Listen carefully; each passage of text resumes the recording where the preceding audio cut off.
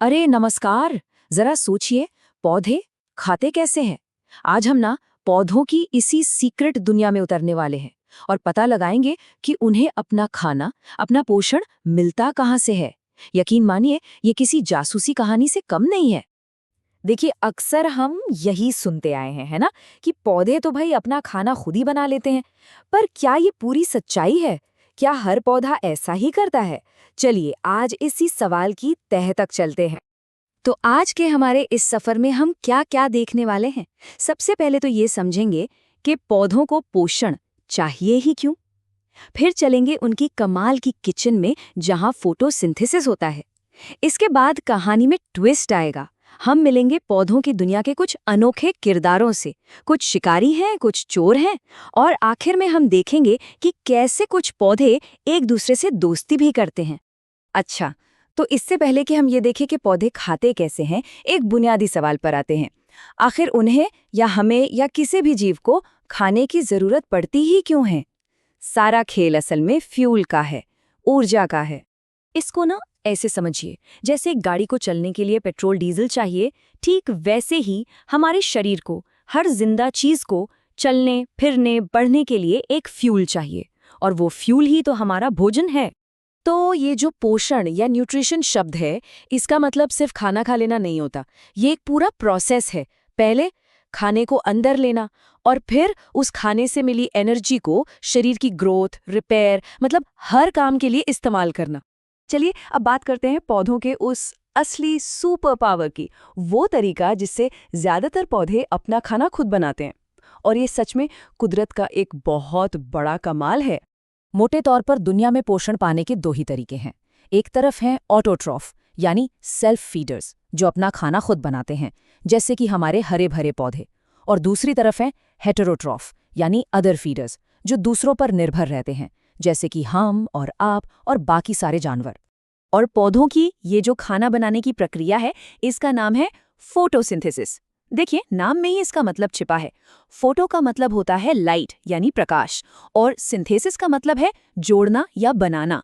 तो लाइट की मदद से कुछ बनाना। तो पौधों की इस किचन रेसिपी के लिए क्या-क्या चाहिए? 4 चीजें हैं। 1, हवा से कार्बन डाइऑक्साइड। 2, मिट्टी से पानी।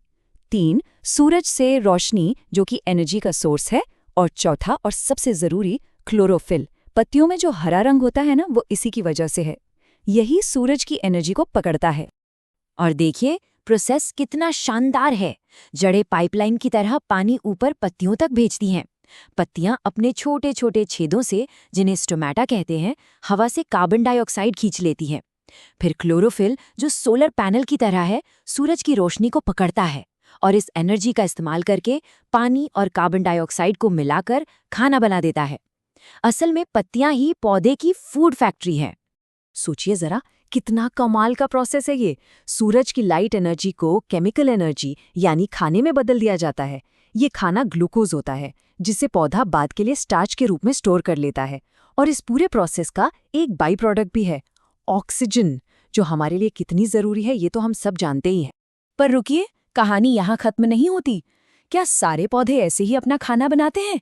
नहीं, पौधों की दुनिया में कुछ ऐसे भी हैं जो इस नियम को नहीं मानते।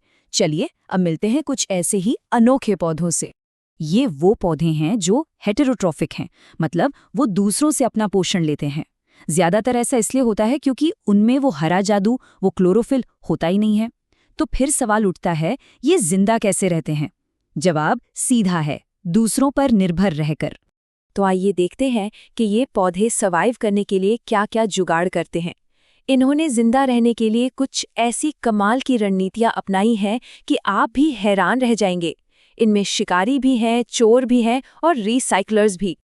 तो सबसे पहले बात करते हैं चोरों की, जिन्हें हम विज्ञान की भाषा में पैरासिटिक यानी परजीवी पौधे कहते हैं। अमर बेल का उदाहरण देखिए। वो पीले रंग की धागे जैसी बेल जो अक्सर पेड़ों पर लिपटी दिखती है। उसके पास क्लोरोफिल नहीं होता, तो वो क्या करती है? वो जिस पेड़ पर रहती है उसी से बना बनाया खाना चूस लेती है। वो अपने मेजबान यानी होस्ट प्लांट को कमजोर करती है, पर आमतौर पर उसे मारती नहीं। अच्छा, चोरों से तो मिल लिए, अब मिलिए पौधों की दुनिया के शिकारियों से। जी हाँ, ऐसे पौधे जो कीड़े मकोड़ों का शिकार करते हैं। इनमें सबसे मशहूर है पिचर प्लांट। इसकी पत्तियां एक घड़े या पिचर का आकार ले लेती हैं। जैसे ही कोई कीड़ा फिसलकर इसके अंदर गिरता है, ढक्कन बंद हो जाता है और अंदर मौजूद डाइजेस्टिव जूस उसे पचाकर पौधा अपना न्यूट्रिशन ले लेता है। लेकिन यहाँ एक सवाल उठता है, पिचर प्लांट तो हरा होता है, मतलब वो फोटोसिंथेसिस कर सकता है, तो फिर उसे कीड़े खाने की क्या जरूरत आन पड़ी? और ये सवाल बहुत जायज है। इसका जवाब छिपा है मिट्टी में।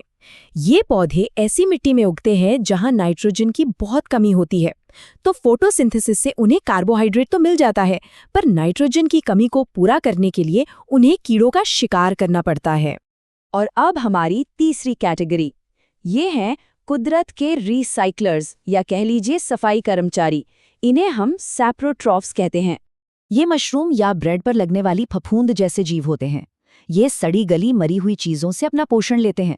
ये उन चीजों पर डाइजेस्टिव जूस छोड़ते हैं जो उसे एक घोल में बदल देता है, और फिर ये उस घोल को सोखकर अपना काम चलाते हैं। तो हमने शिकार देख लिया, चोरी देख ली, लेकिन पौधों की दुनिया में सिर्फ कंपटीशन ही नहीं है, यहाँ दोस्ती और साझेदारी भी होती है। इस दोस्ती को सिम्बायोटिक रिलेशनशिप कहते हैं। इसमें दो अलग अलग जीव साथ रहते हैं और एक दूसरे की मदद करते हैं। इसका सबसे बढ़िया उदाहरण है राइजोबियम बैक्टीरिया और फलीदार पौधे जैसे कि दालें। बैक्टीरिया पौधे के जड़ों में रहते हैं और हवा की नाइट्रोजन को पौधे के लिए यूजेबल फॉर्म में बदल देते हैं। बदले में पौधा उन्हें रहने की जगह और खाना देता है ना कमाल की पार्टनरशिप? तो देखा आपने, पौधे सिर्फ अपना खाना बनाने वाले सीधे साधे जीव नहीं हैं। वो जरूरत पड़ने पर चोर भी बन सकते हैं, शिकारी भी और अच्छे दोस्त भी। ये डाइवर्सिटी, ये विविधता हमें क्या बताती है? ये हमें दिखाती है कि जिंदा रहने के लिए, सरवाइव करने के लिए कुदरत ने कितने अनगिनत और अद्भुत रास्ते निकाले हैं। वाकई ये सोचने वाली बात है कि अपने आसपास की इस दुनिया के बारे में हम कितना कम जानते हैं।